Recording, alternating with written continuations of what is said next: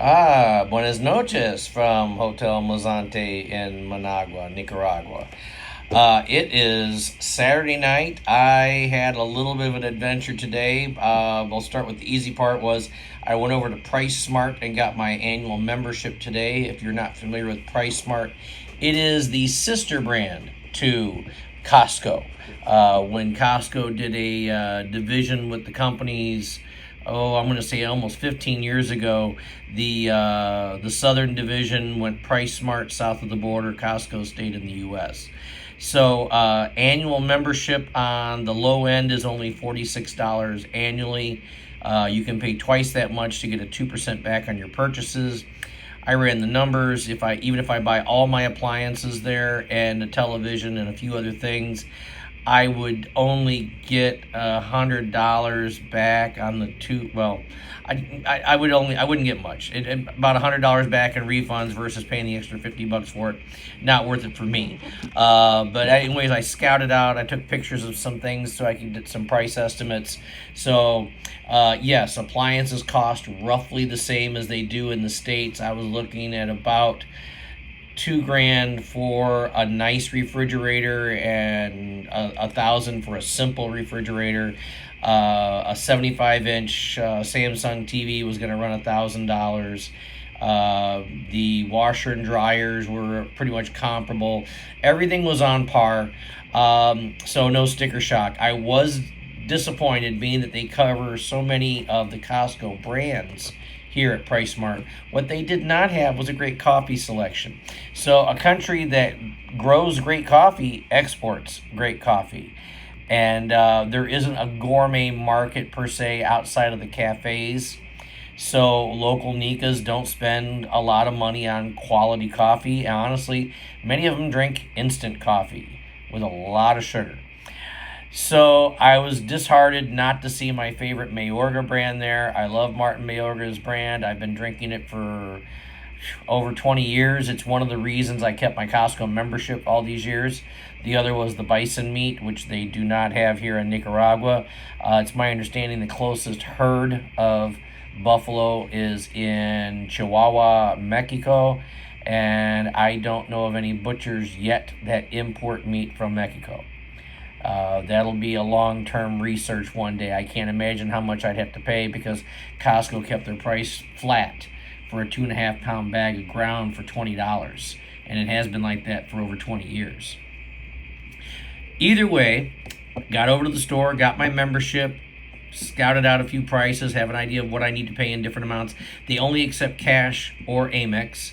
I don't currently have an Amex. I'll have an Amex in the future, but at least now I know that I can buy X amount of things in one visit and X amount of things in another visit, because once I move, there's only two PriceSmarts in the country. One is in Managua and one is in the satellite city, Messiah, nearby. And so that was an accomplishment. So it's Saturday night. I've been wanting to see some live music. I'd done some research. I found the name of a bar called the El Mammoth, which is the Mammoth Bar, as in a mastodon. And I see that they have rock bands, like heavy metal and hard rock bands and such. So I said, okay, I'll check it out. I'm no longer on Facebook. I don't miss it. But that's a very common way of connecting here. And even then, the Facebook information isn't always valid. So I don't really need to add another level of social media inadequacy. But I trusted that there would be live music today. I think you can get the idea where this is going. So I got a ride. I get over to the bar. I get dropped off. And I walked in, and it's relatively quiet. And I asked the bartender if there was live music tonight, and he said no. Okay. Well, you know what? I'm still hungry. I'm going to stick around for something to eat. I was subject to what we have as a bad stereotype in Nicaragua, to not the greatest customer service, and not to be overcritical about it. However, the bar is not overly busy. It is quote unquote fully staffed. It did take the bartender about 15 minutes to come over to determine what I wanted to drink, and I told him I don't drink alcohol, but I'll have a juice. Didn't have juice, had a soda, so I get a Pepsi Zero. Okay. I got a menu from him 5 minutes later, and I made eye contact with him several times, pointing at the menu, thumbs up, ready to go. It was 45 minutes to get my food order placed. Just wanted a burger and fries. So upon him putting in the order, he tried to put in just the order of fries, and I had to explain to him, no, I wanted the hamburger with the fries. And that happened. So the best thing out of that visit was the burger wasn't bad. So I inhaled my food. I reached out to friends online, and my buddy Scott, who does all the other pages here and is like kind of Mr. Expat Nicaragua, actually immigrant now to Nicaragua. He has his residency. He said, hey, you need to get over to this other place. A good friend of mine's band is playing tonight. I said, oh, okay, I'll do that. So I'm ready to pay my check, and it's another 15 minutes in a relatively empty bar to get my check paid. So an hour and 20 minutes with one soda and a hamburger and fries in total. I get out of there, I give the in-driver the address to the new location, and lo and behold, there are more than one bars with a similar name, and the driver dropped me off at the wrong one. So, with trying to use my Google Translator did not help with the waiter, but I got the gist of the things that I'm at the wrong bar. So I can hear really loud reggaeton music playing in the background. We're near the town's ball field. And I hailed a new ride. And the new ride got there and told me that I was in the right place. And I said, no, I'm not in the right place. I need to go to the other place named this. And then he left.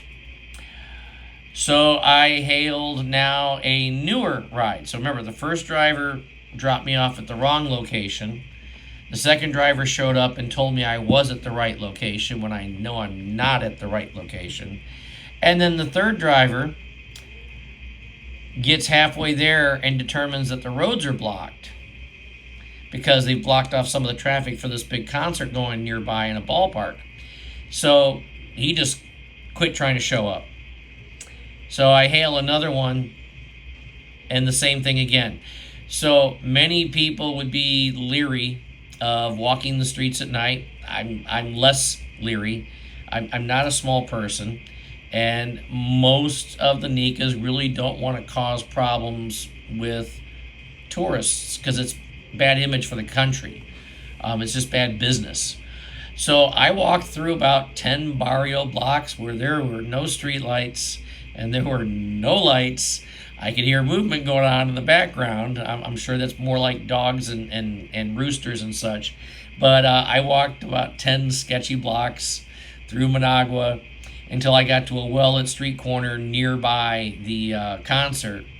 And I couldn't get the Google Maps to agree, and I couldn't get Google Map, Apple Map, or the InDrive map to agree on where I was actually standing at that moment, because as many of us know, science isn't an exact science. I was getting a little fed up laughing at the whole situation because, this is, welcome to first world problems. And I walked closer to where the police had the road blocked off. I hailed a cab. I got back to my hotel. And here I am. So I didn't get my music. I did get a decent burger and some fries, papas fritas. But I didn't catch the music for the first band, or the first bar.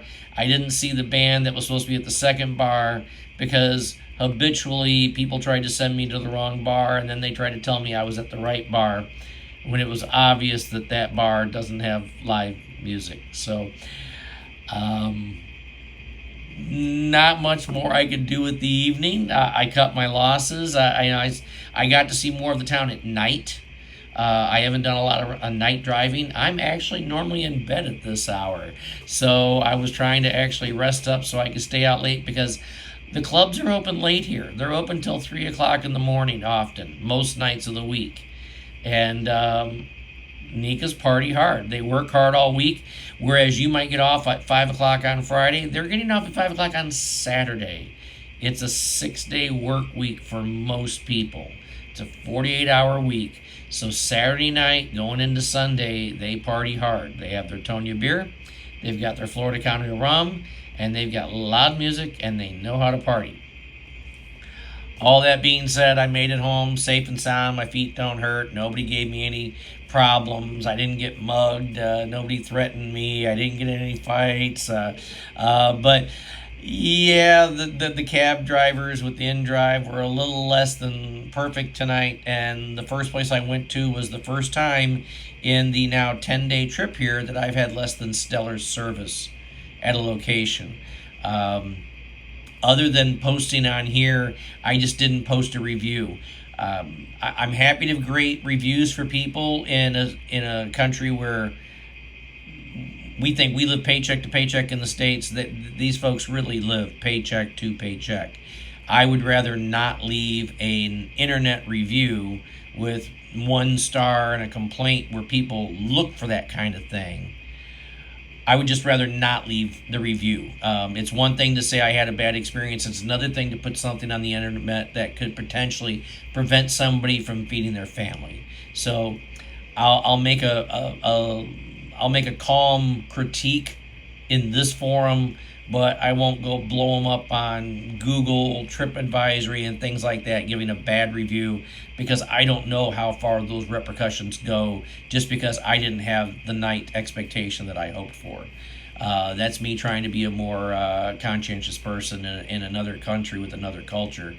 But either way, I made it home safe. I am going to kick off the shoes, take a nap, and I will probably start posting about all that documentation compiling in the States tomorrow.